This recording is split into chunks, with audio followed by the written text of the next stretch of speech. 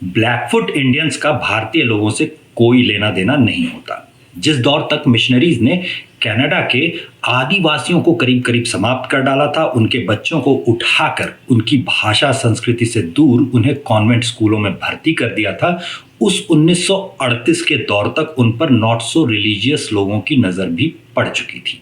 ये वो दौर था जब फ्रॉयड या वॉटसन जैसे मनोवैज्ञानिक या तो मानसिक रूप से बीमार लोगों पर शोध करते थे या फिर चूहों और बंदरों के व्यवहार पर।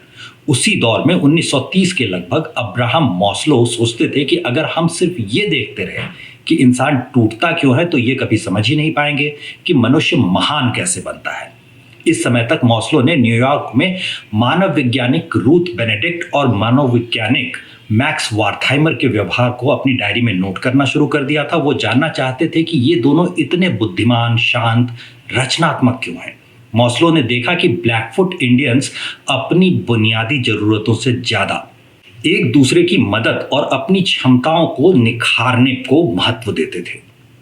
कबीले की व्यवस्था ऐसी थी कि सबकी बुनियादी ज़रूरतें, रोटी, सुरक्षा, ये सब पूरी हो जाती थी और उन्हें यकीन हो चला कि जब इंसान सुरक्षित और पेट भरा हुआ महसूस करता है तभी वो अपनी आत्मा और समाज के बारे में सोचता है। द्वितीय विश्व युद्ध के दौरान जब पूरी दुनिया डर और असुरक्षा में जी रही थी, तब मॉस्लो ने अपने प्रसिद्ध शोध पत्र a theory of human motivation को प्रकाशित किया। उन्होंने बताया इंसान सिर्फ इच्छाओं का पुलिंदा नहीं है बल्कि उसकी इच्छाओं का एक व्यवस्थित क्रम, हायरार्की है। मैनेजमेंट गुरुओं ने इस सिद्धांत को जब 1960 के दशक में कंपनियों में लागू करना शुरू किया तब इसे समझने के लिए पिरामिड के आकार का इस्तेमाल हुआ। ये आकार इतना लोकप्रिय हुआ कि आज मॉस्लो का पिरामिड ऑर्गेनाइजेशनल बिहेवियर की सबसे बड़ी पहचान बन गया है। भले ही हम रोटी के लिए संघर्ष से शुरुआत करते हैं, लेकिन हमारा अंतिम गंतव्य रोटी नहीं बल्कि स्वयं को पाना है।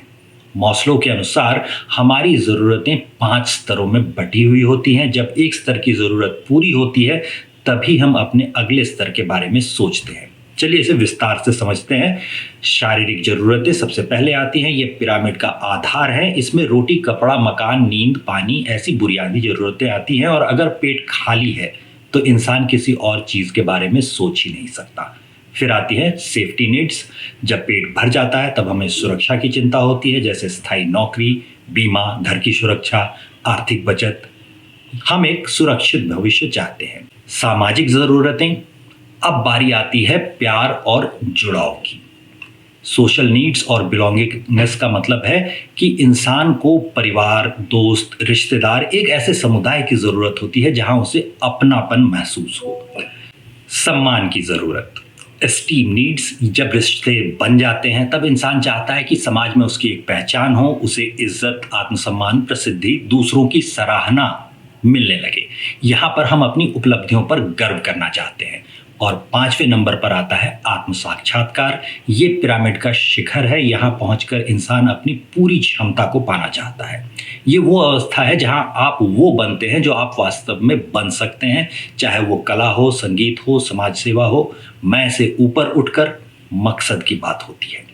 इसे बेहतर तरीके से समझना हो तो हाल के दौर की राजनीति में आपको यह आसानी से नजर आने लगेगा। भारत में अभी हाल में ही चुनाव हुए हैं। सत्ताधारी दलों में एक बार नेताओं का एक पार्टी से निकलकर दूसरे में जाना देखिए और फिर सोचिए कि क्या ये लोग पिरामिड के निचले स्तर पर हैं। किसी कंपनी में एक कंपनी से निकलकर बेहतर जॉब में जाने वाले जूनियर लोगों में आपको सुरक्षा की जरूरतें दिखेंगी। आर्थिक बचत, बेहतर भविष्य के लिए वो लोग काम कर रहे होते हैं। उससे ऊपर के स्तर पर लोगों का घर खरीदना देखिए। ऐसे मोहल्ले, समुदायों में लोग रहना चाहते हैं जहां उन्हें अपनापन महसूस हो, जो कंपनियों में आसानी से नहीं दिखता क्योंकि वो समाचारों में नहीं आता, वो राजनेताओं में आपको दिखेगा। प्रसिद्धि और दूसरों की सराहना वाले स्तर पर लेखक, बुद्धिजीवी माने जाने वाले कई राजनीतिज्ञ आपको दिखेंगे। इससे भी थोड़ा आगे होती है इतिहास में दर्ज हो जाने की इच्छा, और उसे भी हम भारतीय राजनीति में देख सकते हैं। सफलता के एक सोपान को पार करने के बाद व्यक्ति के लिए पाने योग्य कुछ नया नहीं बचा होता। आसपास नजर डालिए, मॉस्लो की हायरार्की ऑफ नीड्स दिखेगी।